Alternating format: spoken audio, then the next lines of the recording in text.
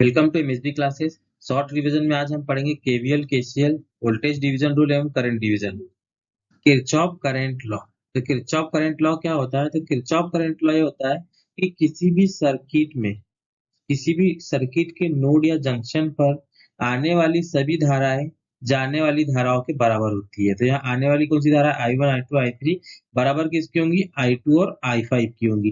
दूसरे शब्दों में बोले तो किसी भी सर्किट के नोड या जंक्शन पर मिलने वाली सभी धाराओं का बीजगणितीय योग या एल्जेब्रिक सम क्या होता है? शून्य होता है। यही यहाँ स्टेटमेंट लिखा हुआ है, ठीक है। तो इसको हम बोलते हैं आवेश संरक्षण का नियम। मतलब ये आवेश संरक्षण के सिद्धांत पर कार्य करता है, मतलब चार्ज कंजर्वेशन या कंजर्वेशन ऑफ चार्ज के सिद्धांत पर। तो हम यहाँ देख रहे हैं कि एक नोड है, तो इस पे कौन सी करंट आ रही है? तो इस पे आ रही है I1 plus I2 plus I3। ये आने वाली धारा जाने वाली धाराओं के बराबर होगी, मतलब I4 प्लस I5 के। दूसरे शब्दों में बोले तो इसका एल्जेब्रिक सम कैसा होगा? जीरो। तो हो जाएगा I1 plus I2 plus I3 plus minus I4 हो जाएंगी, प्लस माइनस I5 हो जाएंगी, ठीक है, इज इक्वल टू जीरो। जब इसको सॉल्व करेंगे तो इक्वेशन आएंगी I1 plus I2 plus I3 minus I4 minus I5 is equal to zero. ये हो जाता है किरचॉफ का current law. Kirchhoff voltage law. तो किरचॉफ वोल्टेज लॉ के अनुसार किसी भी बंद परिपथ में, जैसे एक क्लोज्ड लूप है, तो इसके अंदर जितने भी वोल्टेज सोर्स होंगे और वोल्टेज ड्रॉप होंगे उनका योग क्या होगा? जीरो होगा। इसको हम क्या लिखते हैं? Summation of voltage source, voltage rise जो लिखा ही है voltage source, plus summation of voltage drop, voltage drop, दोनों को जोड़ देंगे तो क्या आएगा? जीरो आएगा। दूसरे शब्द में बोले, जितने भी वोल्टेज सोर्स होंगे, वोल्टेज सोर्स, उनके वोल्टेज को यदि जोड़ ले तो बराबर होगा किसके? जितना भी वोल्टेज ड्रॉप होगा, वोल्टेज ड्रॉप होगा उसके लिए। अभी यहाँ पे सर्किट दिया है तो इस डायरेक्शन में इसमें इसकी इक्वेशन लिखते हैं, मतलब केवीएल इक्वेशन लिखते हैं। तो ये हो जाएगा V इज इक्वल टू, हो जाएगा माइनस V, ठीक है, साइन का ध्यान रखेंगे, प्लस ये हो जाएगा VA plus VB plus VC is equal to zero. तो मतलब दोनों को जोड़ लिया हमने, वोल्टेज सोर्स वोल्टेज ड्रॉप को, तो जीरो हो गया।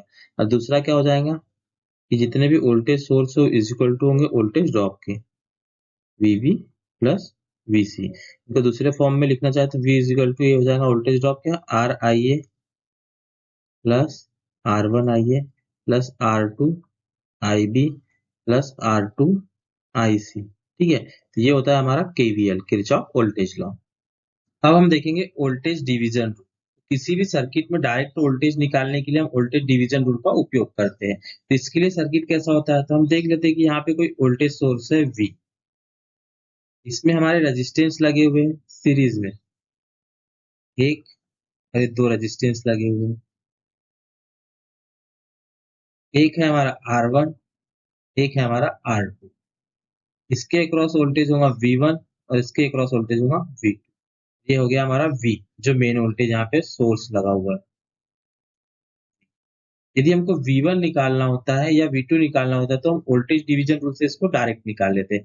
कैसे निकालते हैं? यदि हमको V1 निकालना हो तो V1 के लिए क्या होता है? V1 इज इक्वल टू, जो सोर्स वोल्टेज है V, इसमें मल्टीप्लाई करेंगे जो V1 के साथ जो रेजिस्टेंस है, V1 का जितना रेजिस्टेंस वहां पे R1 अपॉन में R1 plus R2 total resistance.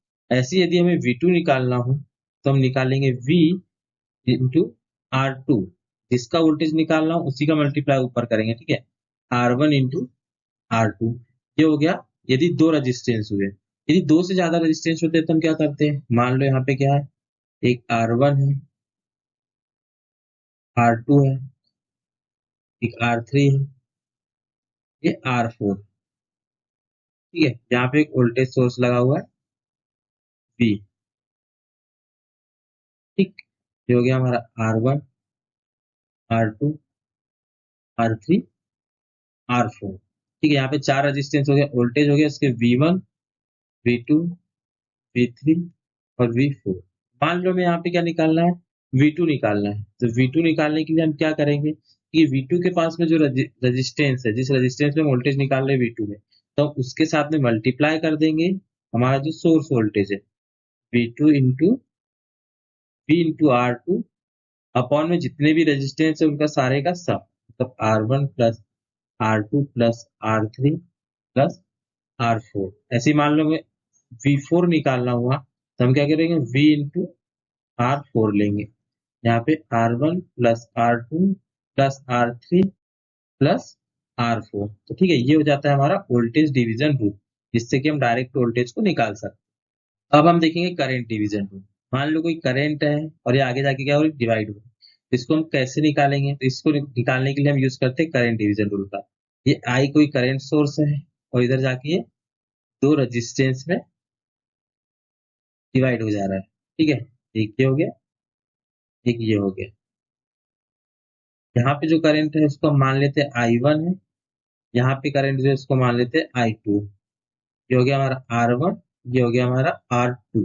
तो करंट डिवीजन रूल क्या बोलता है कि यदि हमें R1 में करंट निकालनी है, R1 की करंट क्या है हमारी I1, इसके लिए क्या करते हैं हम, जो सोर्स करंट है, जो हमारी टोटल करंट है I मल्टीप्लाई में उसका जो अपोजिट वाला रेजिस्टेंस है R2। वोल्टेज डिवीजन में हम सेम ले रहे थे, लेकिन करंट डिवीजन में क्या लेंगे हम, अपोजिट वाले रेजिस्टेंस को लेंगे, R2 अपॉन में दोनों का सम, R1 प्लस R2।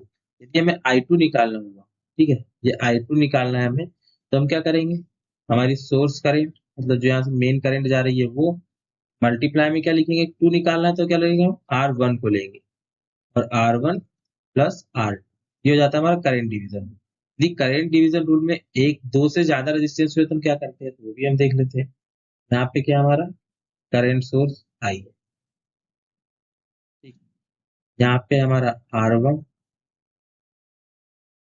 यहाँ पे R2,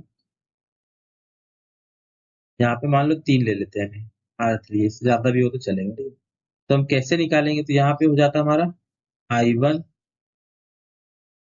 I2, I3। ये हमारा R1, R2, R3। यदि दो से ज्यादा हो तो हमें क्या करना होगा कि सबसे पहले हमें इधर साइड में जो दो रेजिस्टेंस है हमारे, इसका R इक्विवेलेंट निकालना होगा, ठीक है। R इक्विवेलेंट निकालने के पहले फिर हम क्या करेंगे, I1 और यहाँ से जाने वाली करंट निकाल लेंगे I2, ठीक है। I2 जैसे कुछ I डैश ले लेते हैं, इसको निकाल लेंगे।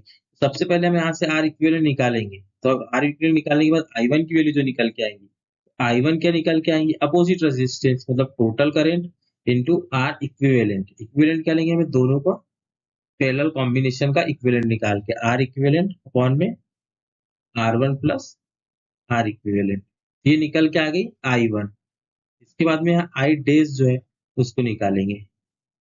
I डैश निकालने के लिए क्या करेंगे, I into R1, opposite opposite कौन है, R1 है, अपॉन में R1 प्लस R इक्विवेलेंट कर देंगे। तो हमको दो करंट मिल गई, एक यहाँ पे I डैश मिल गई, ठीक है, यहाँ की करंट I डैश मिल गई। तो अब I डैश को मेन करंट लेकर हम R2 और R3 में करंट निकाल लेंगे। जब दो से ज्यादा रेजिस्टेंस होते हैं तो हम इस प्रकार से निकालते हैं। तो हम क्या करते हैं कि जो करंट डिवीजन रूल होता है हमारे लिए सिंपल कब होता है, जब हमारे पास सिर्फ दो दो भागों में हमारी करंट बट रही हो तब। ठीक है, यदि हमारा वीडियो अच्छा लगता है तो प्लीज वीडियो को लाइक कीजिए और चैनल को सब्सक्राइब कीजिए। Thank you for watching.